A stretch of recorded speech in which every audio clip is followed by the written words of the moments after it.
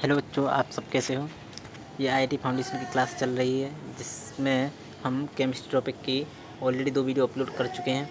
आपने वो वीडियो ज़रूर देखी होंगी और अगर आपने नहीं देखी हैं तो आप उनको पहले देख लीजिए जिससे आपके कुछ कॉन्सेप्ट क्लियर हो सकें। आपको सबसे पहले मैं बता दूं, इस चैनल पर आपको आईआईटी फाउंडेशन का पूरा क्रैश कोर्स मिलने वाला है जो कि एनटीएससी के लिए भी है, फिर वो चाहे क्लास 6 से लेकर के 10th क्लास तक का क्यों ना हो। आपको 6, 7, 8, 9, 10 सभी क्लासेस का कंप्लीट कोर्स मिलने वाला है आईआईटी फाउंडेशन का, फिर वो चाहे साइंस सब्जेक्ट का हो चाहे फिर वो मैथ्स का हो। आपको यहाँ पर और रीजनिंग का भी आपको स्पेशल मिलेगा। तो आप चाहते हैं कि आपको कॉन्सेप्ट क्लियर हो, आपकी स्किल अच्छे से डेवलप हो, तो बने रहिए मेरे चैनल के साथ, स्टडी विद एमपी सिंह के साथ। अगर आप चाहते हैं कि मेरी वीडियो का आपको नोटिफिकेशन मिल सके, आपको उसका कंप्लीट कोर्स अच्छे से मिल सके, तो मेरे चैनल को सब्सक्राइब कीजिए, वीडियो को लाइक कीजिए और इसको एंड तक ज़रूर देखिए और इसको अधिक से अधिक शेयर कीजिए। तो हम स्टार्ट करते हैं आज का जो टॉपिक है। हम सबसे पहले मेथड्स से स्टार्ट करते हैं। तो मेथड्स क्या होता है, तो आपने पढ़ा होगा अगर क्लास में, अगर तो देखा होगा कि जो मेटल्स होते हैं वो क्या होते हैं, element which exist some property of metal and some property of non metal are called metalloids. यानी कि ऐसे एलिमेंट जो कि मेटल की प्रॉपर्टी क्या करते हैं और नॉन मेटल की प्रॉपर्टी क्या करते हैं, एग्जिबिट करते हैं। यानी कि उनमें कुछ प्रॉपर्टी मेटल की पाई जाती हैं, कुछ नॉन मेटल की प्रॉपर्टी पाई जाती हैं। वो क्या कहलाते हैं एलिमेंट, वो एलिमेंट मेटलॉइड्स कहलाते हैं। हमने देखा तो कुछ एलिमेंट मेटल थे, कुछ नॉन मेटल थे। तो इसी तरह अब ये क्या है, ये है मेटलॉइड एलिमेंट जो कि जिनमें मेटल की भी प्रॉपर्टी होगी और नॉन मेटल की भी प्रॉपर्टी होगी। यानी कि इन दोनों की प्रॉपर्टी जिसमें हो, जिस एलिमेंट में हो, वो क्या कहलाएंगे, वो आपके सिंपल से मेटलॉइड्स कहलाएंगे। ठीक, अब ये मेटल्स हैं कौन कौन से देख लेते हैं हम। जैसे ये जी है, जर्मेनियम है, आर्सेनिक है और एंटीमनी यानी कि एसवी, ये सब आपके क्या हैं, ये सब हैं आपके मेटलॉइड्स। ये सब आपके क्या हैं, मेटलॉइड्स है। ठीक है, आपको समझ में आ गया होगा कि मेटलॉइड्स क्या होते हैं। अब हम पढ़ते हैं कंपाउंड। तो कंपाउंड क्या होता है मैं आपको बता दूं। कंपाउंड एक प्योर सब्सटेंस इन विच 2 और मोर element combine chemically in a fixed proportion. तो वो क्या होता है, वो होते हैं कंपाउंड। यानी कंपाउंड क्या होता है, कंपाउंड एक ऐसे प्योर सब्सटेंस होते हैं जिसमें मोर देन 2 या 2 एलिमेंट कंबाइन होकर के एक फिक्स्ड प्रोपोर्शन में क्या बनाते हैं, एक कंपाउंड बनाते हैं।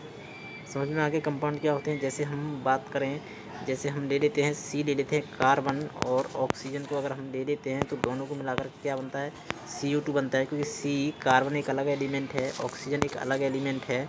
दो एलिमेंट को जैसे हम कंबाइन करेंगे तो ये CO2 बन जाएगा, जो कि क्या है, कंपाउंड है। और ये कौन सा कंपाउंड है, कार्बन डाइऑक्साइड। तो आपको समझ में आ गया होगा कि कंपाउंड क्या होता है। अब कंपाउंड में भी क्या है, इसमें बताया है बाई वेट और कोल्ड कंपाउंड। ठीक है ना।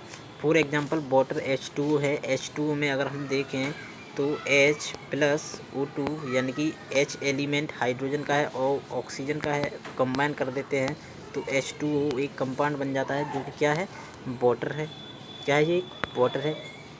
अब आगे हम इसको रीड करते हैं। इस consider as a pure substance even though it consist of 2 kinds of atom. यानी कि हमने अगर पढ़ा था एलिमेंट क्या होते हैं, element only one kind of atom होते हैं या वन काइंड ऑफ सब्सटेंस होते हैं एलिमेंट सिमिलर।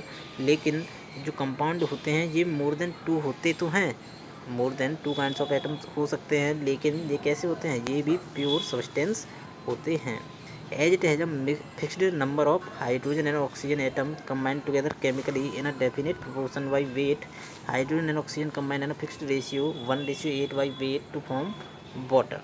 यानी कि ये एक फिक्स्ड प्रोपोर्शन में क्या होंगे, फिक्स्ड प्रोपोर्शन में इनका क्या होगा, कंपोजिशन होगा, ये कंबाइन होंगे केमिकली। तो ये क्या कहलाएंगे, ये कंपाउंड कहलाएंगे। आपको समझ में आ गया होगा कि कंपाउंड क्या होता है। अब इसकी कुछ बेसिक प्रॉपर्टीज़ हैं, तो हम कंपाउंड की प्रॉपर्टीज़ जानते हैं कि कंपाउंड की क्या क्या प्रॉपर्टीज़ होती है। ये कंपाउंड की प्रॉपर्टी दी हुई हैं, हम एक एक करके प्रत्येक को रीड करते हैं।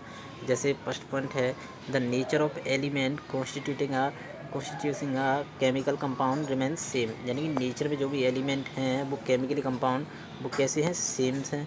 ठीक है ना। A pure chemical compound is a homogeneous in nature. यानी कि अगर कोई भी प्योर केमिकल कंपाउंड है वो नेचर में कैसा होगा, होमोजीनियस होगा। अब आप कहेंगे कि होमोजीनियस क्या होता है, तो मैंने होमोजीनियस मैंने आपको बताया हुआ है पहले लेक्चर में कि होमोजीनियस वो होते हैं जिनका कंपोजिशन कैसा होता है, थ्रू आउट होता है, फिक्स्ड प्रोपोर्शन में होता है। कोई भी एटम हो या एलिमेंट हो वो किस में होंगे, फिक्स्ड प्रोपोर्शन में होंगे, रेशियो में होंगे, ठीक है। और उनका कंपोजिशन कैसा होगा, थ्रू आउट होगा, वो कैसे होंगे, होमोजीनियस होंगे।